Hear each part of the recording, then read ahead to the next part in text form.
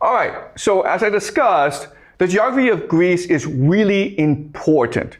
So Greece is a very poor place that is mountainous and hilly. So it's almost impossible for an empire to develop in Greece because there's not enough wealth, there's not enough resources to support an empire. So during this time, there are thousands of polises that are in conflict with each other, and this allows for massive innovation.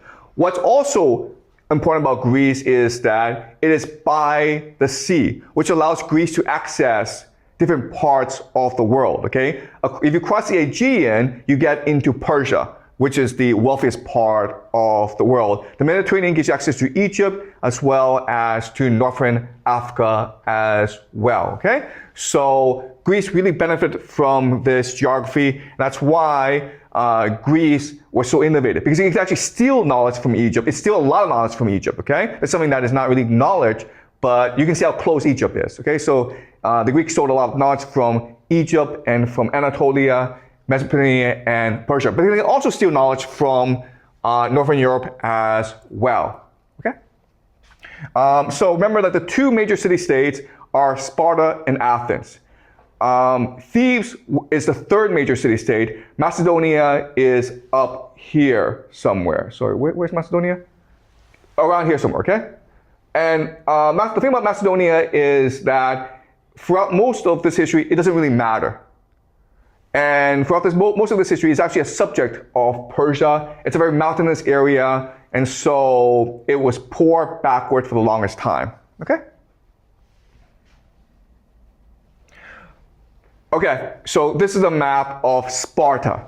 Now, Sparta becomes the military power of the Greeks because, as you can see, the Peloponnese, it's pretty flat, which allows for agriculture. With agriculture, you need slaves. So the Spartans had to go conquer the people and turn them into slaves called the helots.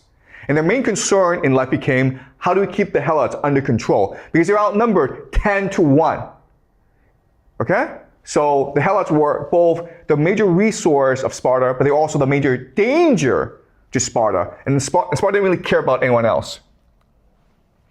So the Spartans were concerned first and foremost about how to turn their boys into warriors. And so the first thing they did that's most important is they took the children away at age 6 or 7 or 5, okay? Because remember, we discussed this previously. If you want people to be great warriors, you have to create anxiety in them, okay? If they are loving people, they don't want to kill other people. But if they are divorced from their parents, if they have conflict with their parents, if they don't really like life, they're really good at killing, okay? So these boys were taken away from parents at age 5 or 6, and then they were put with other boys where they were beat up every day. They were beat up every single day. When they were 14, 15, they had a mentor who was like maybe 30 years old, and they became lovers, okay? And that's how you build camaraderie, fraternity in the army. And then when 18, 19, then initiation ceremony where at night they would hide in the fields and wait for a helot, a slave, to break curfew, okay? If you stay outside beyond sun set, then you broke the law. And so what these soldiers would do is they would hide, wait for a helot to break curfew, and then go and slit the guy's throat, okay? And that was basically the graduation ceremony for the Spartans. This is a brutal, brutal people. But guess what, guys? The Romans were the same thing. The Aztecs were the same thing. The Americans are the same thing, okay? All right. So what's important to understand is that at this time in history, the Greeks are developing massive innovation in military warfare because they're always at war with each other. And the major innovation is called the hoplites, okay? The hoplites is basically to create a wall together so you can bulldoze over your enemy. Also in this time in history, the Persians are developing horse archers. And this is a major military innovation for them. What's really important for us to understand is that these two innovations happen because of their distinct geography.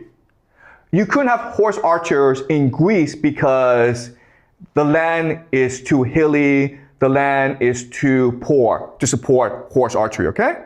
You couldn't have hoplites in Persia because the land is too wide, okay? So what this means is that, yes, Persia is the dominant empire in the world, but when they go to Greece to attack the Greeks, they cannot use their horse archers, which is their major military innovation. And as a result, the Greeks are able to use hoplites and bulldoze over the Persians. All right, so this is the Battle of Marathon, which is the first great military engagement between the Greeks and the Persians. The Greeks, again, the Athenians, especially the Athenians, they're going and causing a lot of problems for the Persians. They're committing piracy. They're also going around and encouraging Greeks under the Persian rule to not pay taxes. Greeks do not like to pay taxes. It's still true in today, okay? Greeks hate paying taxes. And so this is the first major military confrontation between the Athenians and the Persians, called the Battle of Marathon. And this is 490 BCE, and the Athenians won because, as I told you, the Persians use horse archers. They can't use horse archers in Greece. They're forced to use infantry. But when it comes to infantry versus infantry, the Greeks are the best at that. So avoid head-on collisions with the Greeks, okay? All right, so this will lead to a series of wars between Persia and Greece. And what will happen is that there will be two major invasions, and they will both fail, okay? The one that I'm most interested in is the purple, okay? And this is the last major invasion of the Persians into Greece. What will happen is that they will create this land bridge, okay, on the Bosphorus. They basically have ships. It's a land bridge, and they will cross over, and this leads to the famous battle of Thermopylae, okay? You may have seen the movie 300, where 300 Spartans stood against, like, you know, a lot of Persians. Well, the Persians eventually crush the Spartans, and what they will do is they will take Leonidas, who's the king of the Spartans, and they will cut off his head and put him on a pike, okay? And this is considered a major insult to the Greeks. Then what they will do is they will go to Athens, which is here, and they will burn down Athens. And at this point, the war should be over, right? But what happens is the Athenians are like, you know what? We're a polis. A polis is not a place, it's a people. So what we'll do is we'll get on our ships and sail off. And the Persians are like, you can't do that, man. And the Athenians are like, yeah, we can, man. So Athenians sail off, and the war continues, okay? Athens should have been destroyed, but it's not destroyed. And at this point, the Persians have won the war. And all the Persians have to do is stay where they are and lend their navy, okay? They have a massive navy, into Sparta. Because Sparta has a weakness, right? Sparta has helots.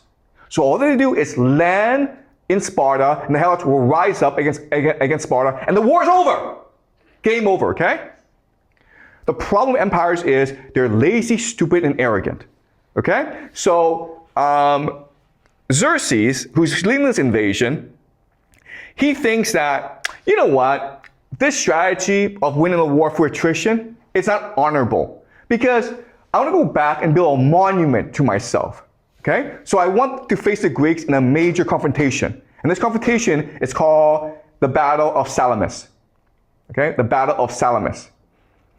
And where's Salamis?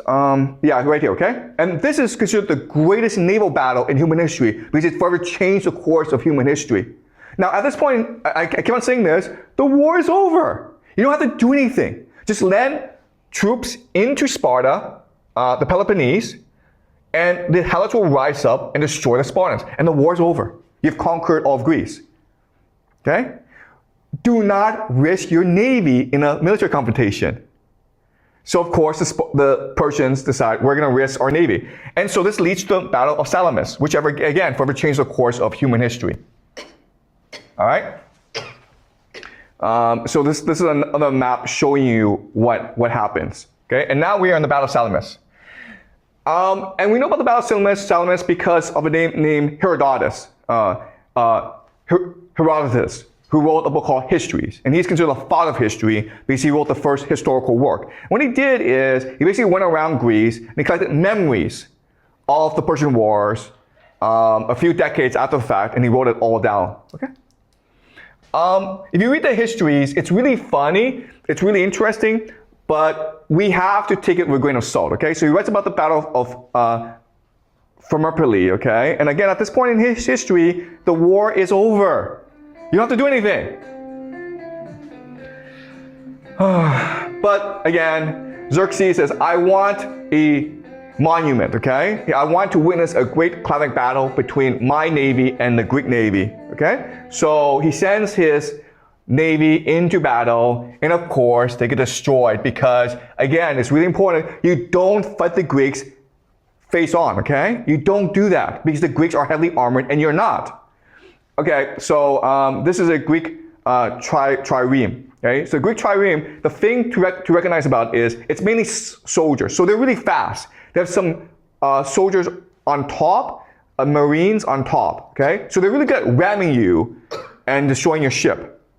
The leader of the Athenian navy, his name is Themistocles. And Themistocles is one of the greatest generals in Athenian history. He's actually the guy who proposed that Athens build a navy. Athens discovered a silver mine, and they used all the silver to build their navy to prepare for the Persian invasion, okay? And it was Themistocles who led the Athenians against the Persians. Okay, and this is what the battle looks like, okay? So you still have this massive Persian army converging against the Athenians. But again, guys, don't fight the Greeks head on, okay? So they're like, we're gonna fight them head on. So you see this massive army converging against the Athenians. And now they're converging against each other, okay? And the Athenians destroy them, okay? Yeah, don't fight the Greeks head on.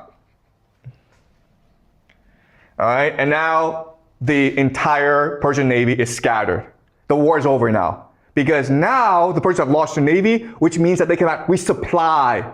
They have no more mobility. And so what will happen next is that the Athenians destroy the Persian navy.